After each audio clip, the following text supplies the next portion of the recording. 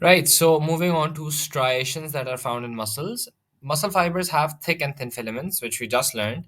And this is why striations appear. Striations are like lines. ठीक है ना? So the arrangement of thick and thin myofibrils appear as striations. आपके पास thick filaments जिनको A bands भी कहा जाता है appear as the darker part. So if you have myosin in your thick filaments और उनका नाम A bands भी होता है, they appear as a darker part, and then you have actin in your thin filaments जिनको I bands भी कहा जाता है, and they appear as lighter parts. अब thick filaments are composed of myosin, and many myosin filaments all lie together to form bundles in such a way that myosin के जो heads हैं, these are the heads right here, they point away from the M line. This M line जो है ना basically एक central line होती है जिसके इर्द गिर्द ये इस तरह से arrange हुए होते हैं. ठीक है?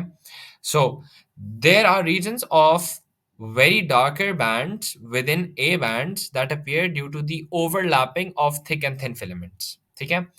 And there are regions of lighter bands within A bands which present the area जहाँ पे सिर्फ thick filament होता है और वहाँ पे thin filament नहीं होता इसलिए वो lighter होता है. And this is called the H band. Z line वो जगह होती है जहाँ पे actin filaments attach होते हैं और M line वो जगह होती है जहाँ पे myosin filaments attach होते हैं. Then you have the thin filament. And these are compared of three major proteins. You have the fibrous actin, yeah, F actin, and two strands of F actin form a double helix, extending the entire length of the myofilament. ठीक है? And they are attached at either end at the sarcomere. फिर G actin के monomers होते हैं basically जो कि F actin को बनाते हैं. ठीक है ना? सो जी एक्टिन के मल्टीपल मोनोमर्स आते हैं, वो लाइन अप करते हैं and F actin is formed. और जी एक्टिन के जो मोनोमर्स होते हैं उन पे मायोसिन बाइंडिंग साइट होती है. So actin site can bind myosin during muscle contraction.